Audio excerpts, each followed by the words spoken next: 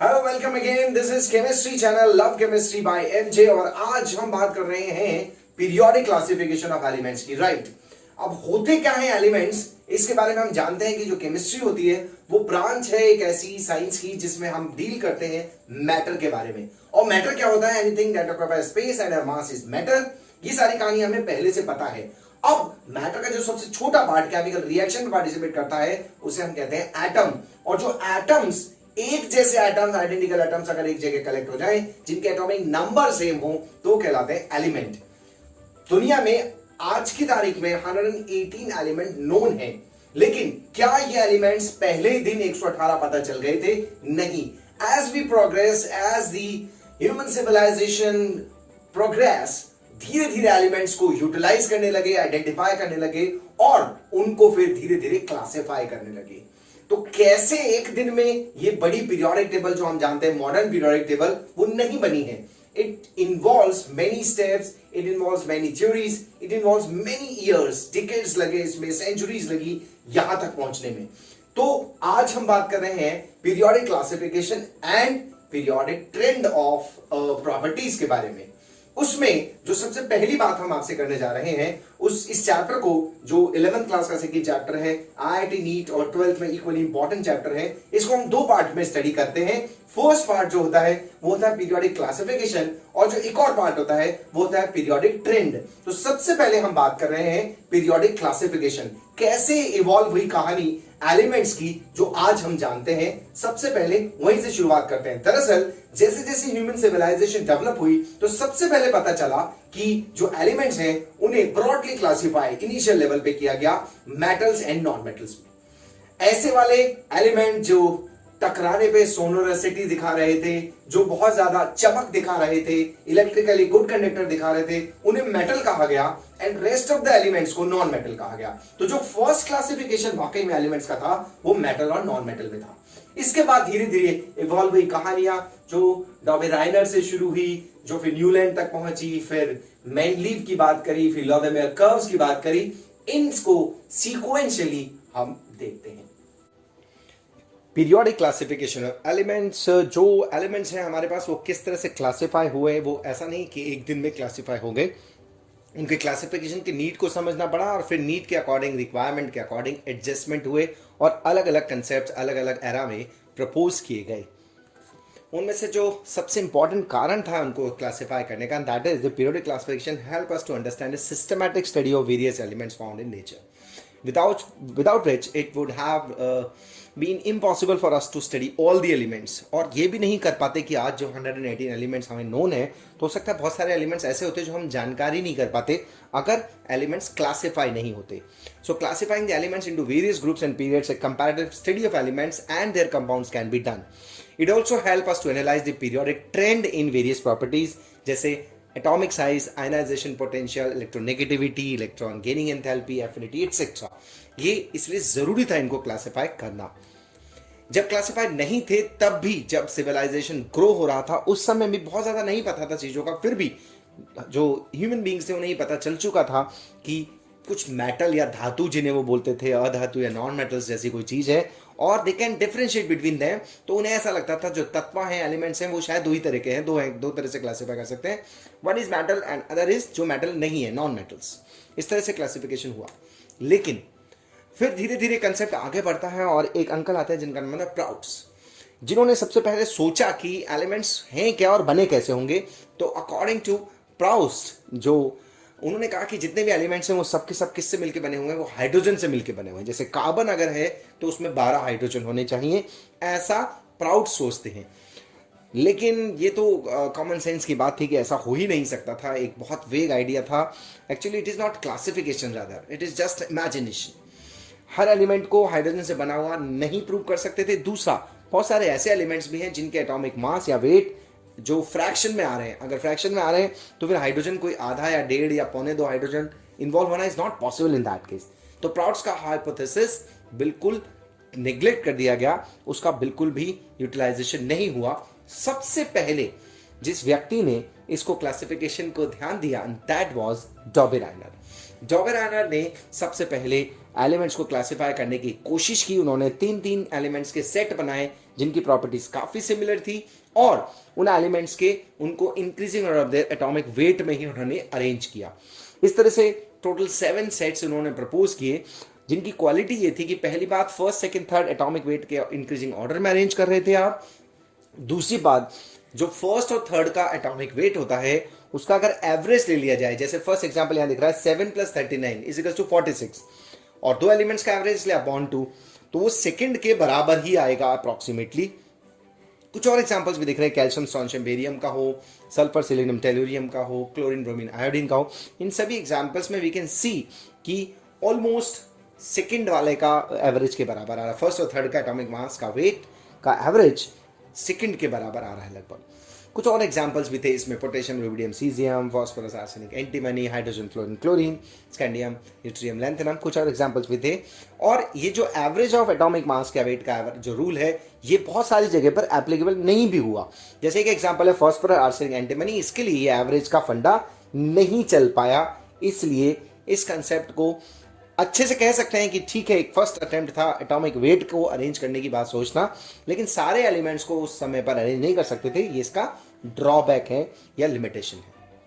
So next इसमें आते हैं जॉन न्यूलैंड, जिन्होंने ये लॉ ऑफ ऑक्टेव दिया। He is fond of music, जो डोरे में फा सो लाती जो इंग्लिश बीट्स होती हैं, या हिंदी में जो सारे गामा पाधानी सा होता है, उसको फॉन्ड ऑफ थे, और उसी को बेस बनाकर उन्होंने ये न्यूलैंड ऑक्टेट लॉ दिया। जॉन अलेक्जेंडर रायना न्यूलैंड ने क्या क्या, इन्होंने एलिमेंट्स को increasing order of their atomic wait में अरेंज किया, और ऐसा देखा गया जो फर्स्ट एलिमेंट था वो 8th एलिमेंट से काफी रिजेम्बलेंस दिखा रहा था प्रॉपर्टीज में। इसी तरह जो सेकंड था वो 9th से रिजेम्बलेंस दिखा रहा था, थर्ड जो था 10th से दिखा रहा था। यानी कि रिपीटेशन, जैसे सारे गामा पाधा नी उसके बाद फिर से सा आता है, ऐसे ही प्रॉपर्टीज में ऑक्टेट के अकॉर्डिंग, ऑक्टेव लॉ के अकॉर्डिंग प्रॉपर्टीज में सिमिलैरिटी आती है। इस तरह से एक टेबुलर फॉर्म न्यूलैंड ने सबसे पहले दी, और इसकी भी लिमिटेशन यही रही कि उस समय इनर्ट गैस डिस्कवर नहीं थी, तो उनके लिए कोई प्लेस नहीं थी, और all elements could not be classified on this basis. सारे के सारे एलिमेंट्स क्लासिफाइड नहीं हो सकते। देन थर्ड लिमिटेशन इज, कुछ जगह पर इन्होंने कोबाल्ट और निकल को जैसे एक साथ रख रखा है, सिलेरियम और सीरियम और लैंथेनम को एक साथ रखा है, इसका भी कोई प्रॉपर इनके पास जवाब नहीं था कि ऐसा क्यों किया है इन्होंने। इसके बाद आती है कहानी लॉदा-मेयर कर्व्स की। He plotted a curve between atomic weight and atomic volume of different element.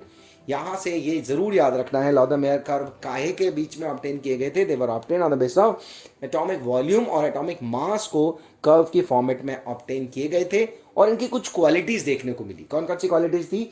उसमें फर्स्ट थी कि मोस्ट इलेक्ट्रोपॉजिटिव एलिमेंट जो कौन से हैं, अल्कली मेटल्स होते हैं, वो जनरली पीक पर असाइंड होते हैं। जैसा आप देख पा रहे होंगे, सोडियम हमारे पास है, पोटेशियम है, रुबिडियम है, इन जनरल ऐसा हो रहा है। लेस इलेक्ट्रोपॉजिटिव मतलब थोड़े से कम अल्कलाइन अर्थ मेटल जो होते हैं, वो descending position of the curve पे हैं। Metalloids like boron, silicon, arsenic, tellurium, एस्टेटिन etcetera जो थे, और जो ट्रांजिशन मेटल्स थे वो bottom part of the curve पे दिख रहे हैं। एंड जो मोस्ट इलेक्ट्रोनेगेटिव थे यानी कि हैलोजेंस, वो ascending position of the curve पे थे। ऐसा उन्होंने एक बड़ा अच्छा सा कर्व बनाए थे, लेकिन जिस ड्यूरेशन में लॉदा-मेयर ने कर्व बताए थे उसी ड्यूरेशन में मेंडलीफ पीरियोडिक टेबल भी आ चुकी थी। इसलिए इन कर्व्स पर बहुत ज्यादा काम होता उससे पहले इस पिक्चर से बड़ी पिक्चर, हिट पिक्चर आ चुकी थी, दैट इज मेंडलीफ की। All elements having similar properties occupy similar position the curve, ये अपन कह ही रहे हैं। कंक्लूजन ये था, on the base of this curve Lothar Meyer propose that physical properties of elements are periodic function of their atomic weight, और यही बेस बना था मेंडलीफ पीरियोडिक टेबल का। लेकिन इस कर्व को, इन लॉज को, इस कंसेप्ट को बहुत ज्यादा स्ट्रेसफुली पढ़ा नहीं जाता है, क्योंकि in the similar era Mendeleev periodic law आ गया था। इसके अलावा एक और कंसेप्ट दिया गया, that is telluric helix, a 3 dimensional periodic table given by de Chancourtois, इन्होंने दिया था। बड़ा अच्छा सा था ये भी, लेकिन इसका बहुत ज्यादा कॉम्प्लिकेटेड होने के कारण इसको बहुत ज्यादा वेटेज नहीं दिया जाता है। एक 3D model of periodic table propose किया गया था इन 1858, लेकिन बहुत ज़्यादा इफेक्टिव नहीं रहा। मैंने सिर्फ एक मेंशन करने के लिए यहाँ पर एक स्लाइड इसके लिए शेयर की है। सो जो मोस्ट इंपॉर्टेंट है वो है मेंडलीफ पीरियोडिक टेबल। क्या कहता है? Physical and chemical properties of elements are periodic function of their atomic weight. Periodic table की क्वालिटी क्या थी? उन्होंने सबसे पहले एटॉमिक वेट के बेस पर increasing order of their atomic weight element को अरेंज किया। उन्होंने एक ऐसा क्लिप बोर्ड लिया जिसके ऊपर उन्होंने पेन से एलिमेंट्स को अरेंज करना शुरू किया। जहाँ जहाँ सिमिलैरिटी थी प्रॉपर्टीज़ में उनको एक ग्रुप में रखने की कोशिश की गई, जिनमें सिमिलैरिटी नहीं थी वहाँ खाली जगह छोड़ने की कोशिश की गई। इस तरह से एक बड़ा पिक्चर बनाने की कोशिश की गई जिसके बड़े सारे बेनिफिट्स भी रहे। क्या क्या इनके कैरेक्टरिस्टिक्स हैं? पहली बात है एटॉमिक वेट पर बेस्ड है। 63 एलिमेंट्स उस टाइम नोन थे, नोबल केसेस डिस्कवर नहीं थी, इसलिए 63 एलिमेंट्स को ही अरेंज किया था। He was the first scientist to classify the elements in a systematic manner, यानी कि हॉरिजॉन्टल रोज और वर्टिकल कॉलम्स की बातें की थी। जो हॉरिजॉन्टल रोज थी उन्हें पीरियड्स कहा गया and there were 7 periods in this table, and vertical columns जो थे ऊपर से नीचे वाले वो 8 ग्रुप्स थे। ईच ग्रुप 1 to 7 वालों को दो में डिवाइड कर रखा था, ए और बी। ए सब ग्रुप था उनको नॉर्मल एलिमेंट कहा था और बी सब ग्रुप एलिमेंट्स को ट्रांजिशन एलिमेंट्स कहा था। ये बड़ी अच्छी बात थी मैंडलीव की, उस समय पर भी उन्होंने ये सारी चीजें बताई। और जो 8th ग्रुप था that consist of 9 elements in 3 rows, and the elements belonging to the same group exhibit similar properties। ये इनकी एक अच्छी बातें थी, कैरेक्टरिस्टिक्स थी। बहुत सारे बेनिफिट्स भी हुए इस पीरियोडिक टेबल से, जिसे हम मेरिट्स या advantages of Mendeleev periodic table कहते हैं। सबसे पहली बात वही जहां से शुरू हुई थी, क्लासिफिकेशन की need, that is the study of element. First time all elements were classified in a group according to their similar properties so that properties of elements become easier to study. Next is prediction of new elements. ये भी एक बहुत अच्छा बात हुआ इससे, इन्होंने कुछ कुछ जगह छोड़ दी थी वहां पर अपनी पीरियोडिक टेबल में एडजस्टमेंट के लिए, और कॉन्फिडेंटली ये कहा था कि यहां पर कोई ना कोई नए एलिमेंट डिस्कवर होने हैं। कौन कौन से एलिमेंट्स डिस्कवर हुए उसके बाद? Scandium, gallium, germanium, technetium. These are the elements from whom position properties were well defined by Mendeleev even before the discoveries. He left the blank space for them in the table, और blank space जैसे example है atomic weight 72 इन silicon group. Silicon group में जो 72 atomic weight का element था उसके लिए जगह छोड़ी गई और उसका नाम दे दिया गया एकहा सिलिकॉन। एकहा means which is having the properties similar to the silicon, and the element discovered later was termed as germanium. Similarly, other elements were also discovered after Mendeleev periodic table, जैसे एका एल्यूमिनियम में gallium बोला, एका silicon is germanium, एका boron is scandium, एका manganese को technetium बोला। एकाहा means next to this. ये एक बड़ा अच्छा कंसेप्ट इन्होंने प्रपोज किया था। ये एकाहा संस्कृत वर्ड से काफी रिजेंबल करता है। थर्ड जो था इसी में वो था correction of doubtful atomic weight. जब इन्होंने पीरियोडिक टेबल अरेंज की तो कुछ एलिमेंट्स ऐसे थे जिनके एटॉमिक मास पहले जो नोन थे वो सेट नहीं हो पा रहे थे पीरियोडिक टेबल में प्रॉपर्टीज के अकॉर्डिंग। तो उन्होंने बोला कि इनके एलिमेंट्स के एटॉमिक मास गलत है और उन्होंने एटॉमिक वेट को दोबारा से कैलकुलेट करवाया वैलेंसी इनटू इक्विवेलेंट वेट के अकॉर्डिंग। जैसे बेरिलियम का इक्विवेलेंट वेट 4.5 था और उसकी वैलेंसी 3 मान रहे थे। So the weight of beryllium was 13.5 and there is no space in Mendeleev periodic table for this element. So after correction it was found that beryllium is actually divalent. So the weight of beryllium becomes 9. इस तरह से lithium और boron के बीच में इस beryllium के लिए place मिल गई।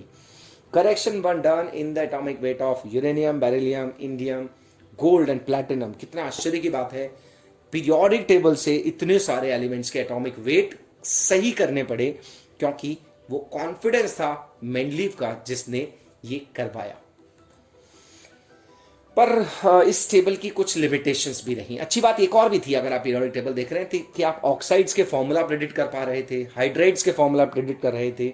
जैसे अगर आप सेकेंड पीरियड में बेरिलियम को देखें तो उसका ऑक्साइड क्या होगा? PeO। बोरोन को देखें तो क्या होगा? B2O3। कार्बन को देखें तो क्या होगा? CO2। नाइट्रोजन का N2O5। आप इस टेबल से ऑक्साइड्स के फॉर्मूला प्रेडिक्ट कर पा रहे थे, हाइड्राइड्स के फॉर्मूला प्रेडिक्ट कर पा रहे थे, लेकिन इसकी कुछ लिमिटेशंस भी थी। कौन कौन सी? The position of hydrogen is uncertain, it has been placed in first A and 7A group because of its resemblance with both the group. दूसरी समस्या थी no separate positions were given to the isotopes. Isotopes क्या होते हैं? वो element जिनके atomic number तो same है लेकिन एटॉमिक मास डिफरेंट होते हैं।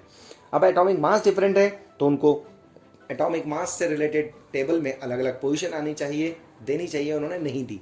It is not clear whether the lanthanide and actinides are related to second A और सेकंड B। क्लैरिटी नहीं थी, second A second B confuse थे कहाँ रखना है। Although there is no resemblance except valency of group A and B, they have been put in the same। यानी कि सिर्फ वैलेंसी, देखिए हाइड्रोजन लिथियम के साथ कैसे रखा जा सकता है या कॉपर पोटेशियम के साथ कैसे रखा जा सकता है। कॉपर तो बहुत कम रिएक्टिव है, पोटेशियम हाईली रिएक्टिव है। अगर ऐसा उन्होंने किया तो उसका आंसर नहीं था। जैसे 7th ग्रुप में आप देखिएगा मैंगनीज के साथ ब्रोमीन रखा हुआ है, very strange. Manganese is a metal, bromine is a non metal, how can you place these two all together? इसका कोई क्लैरिफिकेशन नहीं था। Order of increasing atomic weight is not strictly followed in the arrangement of element. For example आप देख रहे होंगे cobalt और निकल को अगर आप देख रहे हैं तो यहां पर 58.93 और 58.71 में कोबाल्ट को पहले क्यों रखा, इसका कोई जवाब नहीं है। इसी तरह से आयोडीन और टेलुरियम में आप देख रहे हैं तो 127.60 और 126.9 आगे पीछे क्यों रखा। इस तरह के पोटेशियम आर्गन भी इसी का एग्जाम्पल है। There was no clarification for this. So elements की क्लासिफिकेशन की कहानी की फॉर्मेट आपने जरूर यहां पर देखी और मेंडलीव की बात हमने सुनी। जो मेंडलीव ने हमें सबसे पहला लॉ दिया गया, वो लॉ कौन सा दिया गया था? मेंडलीव ने लॉ दिया, that is known as Mendeleev periodic law, according to which properties of elements are periodic function of their atomic mass. लेकिन इसके बाद कहानी काफी सालों तक रुकती है और सबसे पहले एक एक्सपेरिमेंट किया जाता है, एक्सरे डिफ्रैक्शन मेथड पर बेस्ड एक एक्सपेरिमेंट किया जाता है हेनरी मोज़ले के द्वारा। उन्होंने कुछ मेटल्स, अलग अलग मेटल्स के ऊपर एक्सरे इंसिडेंट करके देखा। जो इंसिडेंट एक्सरे थी, जब वो टकरा के जा रही थी, जो रिफ्लेक्टिंग एक्सरे थी, उसकी फ्रीक्वेंसी का under root atomic number of metal use पर डिपेंड कर रहा था। Henry Moseley first world war में जब लड़ाई कर रहे थे तो उस टाइम पर कुछ एक्सपेरिमेंट्स कर रहे थे इस तरह के कि मेटल्स, अलग अलग मेटल्स के ऊपर जब एक्सरे पास कर रहे थे तो जो निकलने वाली एक्सरेज थी उनकी फ्रीक्वेंसी का अंडर रूट एटॉमिक नंबर पर डिपेंड कर रहा था। As you can see in the graph given on the left side of the screen, root nu into 10⁻⁸ second inverse और रिलेटिव एटॉमिक मास में ग्राफ ऐसा स्ट्रेट लाइन ऑलमोस्ट आ रहा है। जबकि एटॉमिक मास के साथ ये वेरिएशन बहुत अच्छा नहीं आ रहा था, एटॉमिक नंबर के साथ ये स्ट्रेट लाइन आ रही थी। तो उन्होंने ये प्रूव किया कि एटॉमिक नंबर होना चाहिए पीरियोडिक क्लासिफिकेशन का बेसिस, एटॉमिक मास नहीं होना चाहिए। तो इस तरह से मोज़ले को ऐसा लगा कि जो मेंडलीव ने पीरियोडिक लॉ दिया था जिसमें एटॉमिक मास पर स्ट्रेस किया था वो समहाउ बहुत ज्यादा इफेक्टिव नहीं है। इसीलिए मोज़ले ने एक नया लॉ प्रेडिक्ट किया, that is known as modern periodic law, according to which properties of elements are periodic function of their atomic number किया गया। Long form of periodic table जो आज की फॉर्म हमारे सामने है, इसी को हम बोर, बरी and wrong Werner periodic table भी कह देते हैं, क्योंकि पीरियोडिक टेबल एक व्यक्ति मोज़ले ने नहीं बनाई है, उन्होंने सिर्फ लॉ दिया था। उसके बाद बोर, बरी, रैंग, वर्नर इन सभी ने मिलकर पीरियोडिक टेबल को आज इस फॉर्मेट में हमारे सामने पेश किया। बोर ने पीरियोडिक टेबल्स में जो एलिमेंट्स हैं उनको 4 ग्रुप में भी डिवाइड किया, 4 ब्लॉक्स में भी डिवाइड किया, SPDF के नाम से जानते हैं। होता क्या है, it is based on Bohr Bury electronic configuration concept and atomic number. This model is proposed by Rang and Werner. 7 periods, 18 vertical columns. According to IUPAC, 18 vertical columns are named as 1 to 18. Elements belonging to same group having same number of electron in outermost shell. So इसलिए उनकी properties similar होती हैं. Elements belonging to same group having same number of electrons in the outermost shell, so their properties are similar. ये हमने 2 बार पढ़ लिया है। अगर पीरियड्स का डिस्क्रिप्शन देखें तो it is like this. First period में 2 ही एलिमेंट्स हैं, सेकंड में 8 है, थर्ड में 8 है, फिर 18, 18, 32 और 32। अब टोटल 118 एलिमेंट डिस्कवर हो चुके हैं और जो लेटेस्ट जुड़े हैं वो है दिसंबर 2016 में जुड़े थे 4 नए एलिमेंट्स जिन्हें हम नियोनियम, मॉस्कोवियम, टेनिसन एंड ऑर्गेनसन कहते हैं। ये एंड में जुड़े हैं, उनसे पहले 114 एलिमेंट्स इमेजिन करते थे, नाउ 118 टोटल एलिमेंट डिस्कवर हो चुके हैं। नॉमेनक्लेचर का अगर हम सिस्टम देख रहे हैं तो एलिमेंट्स का नॉमेनक्लेचर 100 के बाद के जितने भी होते हैं, तो IUPAC ने एक सजेशन दिया कि बाद में जैसे जैसे डिस्कवर होते जाएंगे आप बढ़ाते जाइएगा, बट 100 के बाद आप चाहें तो एक सिस्टम बना सकते हैं। 0, 1, 2, 3, 4, 5, 6, 7, 8, 9 के लिए कैसे नेमिंग कर सकते हैं। 101 के लिए आप बोलेंगे अन, नील, अनियम। अनियम इज फॉर 101। इसका सिंबल हो जाएगा उन्नू, UNU। आज की तारीख में वो मेंडलीवियम के नाम से जाना जाता है, लेकिन पहले उसको हम बोल देते थे अनिल अनियम। ऐसे 109 को देखें तो अनिल एनियम बोल देते हैं, 107 को बोले तो अनिल सेप्टियम बोल देते हैं। मान लीजिए 121 नाम का एटॉमिक नंबर का एक एलिमेंट डिस्कवर हुआ तो नाम होगा अन बाय अनियम, 121।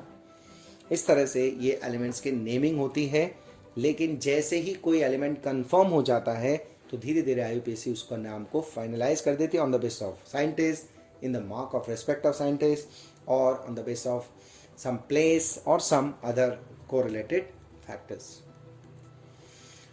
अब जो एलिमेंट्स की मैं बात कर रहा था आपसे, वो बोर ने इन एलिमेंट्स को चार ब्लॉक्स में भी डिवाइड किया। एस ब्लॉक कहते हैं elements of periodic table in which last electron enters in s orbital are called s element। ये मैक्सिमम 2 इलेक्ट्रॉन अकोमोडेट कर सकता है s ऑर्बिटल, इसलिए इनका फॉर्मूला या तो ns1 होगा या ns2 होगा। फर्स्ट ग्रुप को अल्कली मेटल्स कहते हैं इनमें से s ब्लॉक में, और जो दूसरा है उसे अल्कलाइन अर्थ मेटल्स कहते हैं। टोटल 14 एलिमेंट्स हैं, इसमें फ्रेंशियम और रेडियम जो है वो रेडियो एक्टिव है, और हाइड्रोजन और हीलियम गैसियस एलिमेंट्स हैं जिन्हें हम जानते हैं। सीजियम फ्रेंशियम लिक्विड एलिमेंट्स है बिलोंगिंग टू एस ब्लॉक। इसी तरह से पी ब्लॉक भी है, ये right most part of the periodic table में अरेंज किए जाते हैं। पी में क्योंकि 6 आ सकते हैं इसलिए ब्लॉक्स में टोटल 6 ग्रुप हैं, जिन्हें हम 13, 14, 15, 16, 17, 18 कहते थे, और पुराने ज़माने में इन्हीं को 3rd, 4th, 5th, 6th, 7th और 0 ग्रुप कहते थे।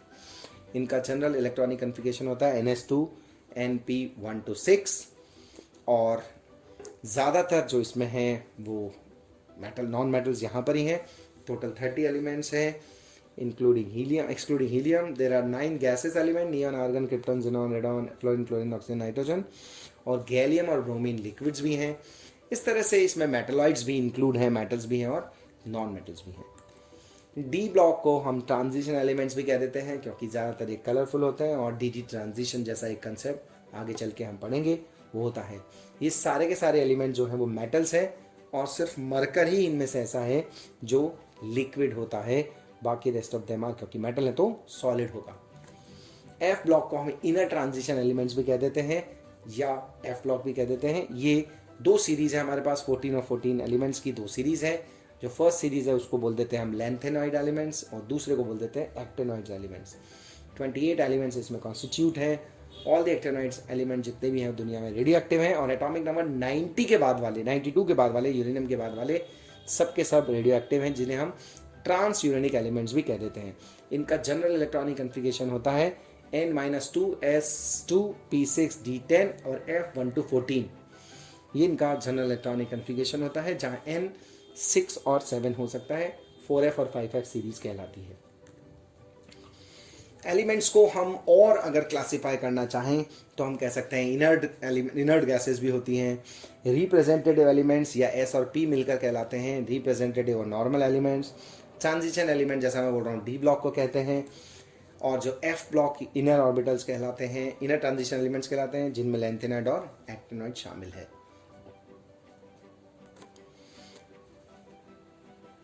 Thank you. यहां पे अब हम बात करेंगे पीरियोडिक ट्रेंड की।